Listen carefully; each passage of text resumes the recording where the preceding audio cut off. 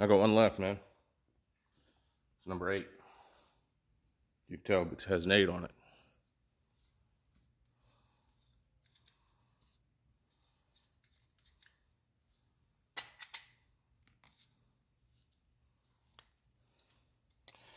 Like I was saying before,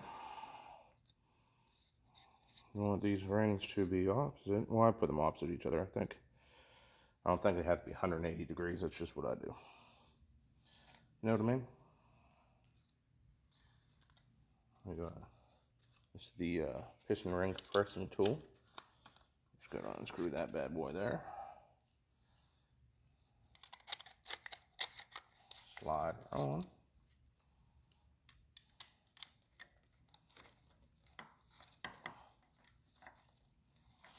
Tighten her up. Alright, she's tight. Now I'm going to put my rubbers on here for protection. Those rubbers are for. I'm going to throw some lube up in there. I'll put some lube up in here.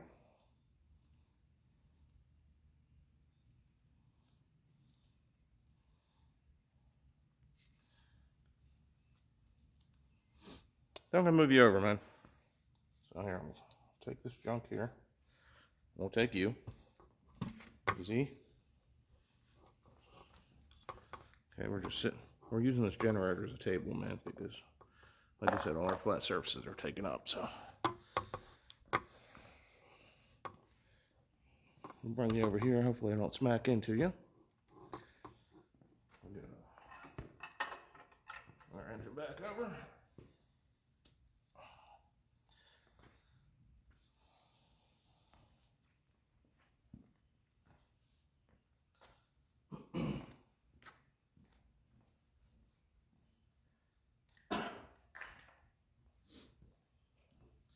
Got the old hammer. Now, this engine, it has them notches there.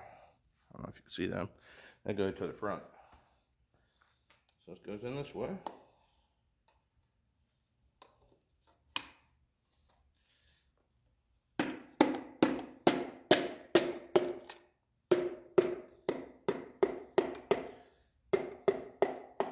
You gotta hold this thing tight to that. I've had a problem before where I didn't hold it tight enough and the ring popped out between the tool and the block, and you go pull it back out and do it again. But there you go, man. Hold on, let me drop this off.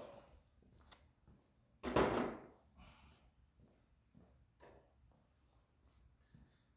we're gonna spin her back over again.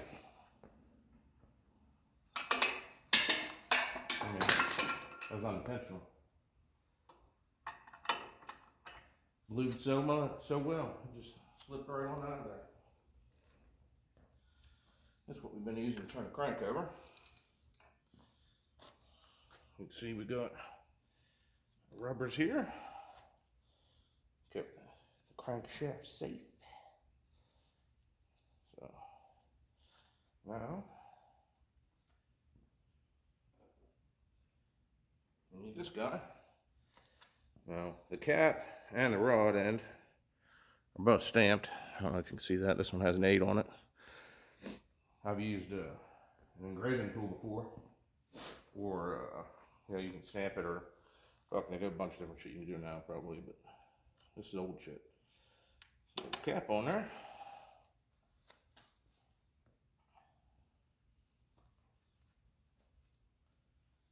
Now I lube my studs. Or bolts, whatever you want to call them. I guess technically they're bolts. Lube the threads, man. Hopefully it's turned enough so I can get some out in there. You know, suck it. Send this thing home here.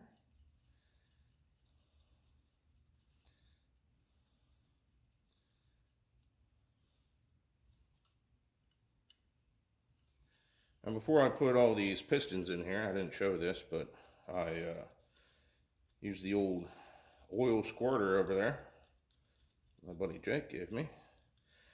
Filled that with 1540, and then I sprayed it in all the cylinders, and then moved it all around so that the pistons and rings would be lubed going in there.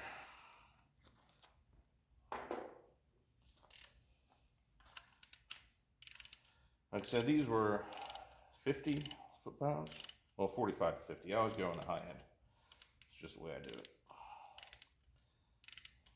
I know people that will do the high end plus, you know, whatever. Normally on head bolts, people will do like the high end plus 5 foot-pounds or something. Click, click.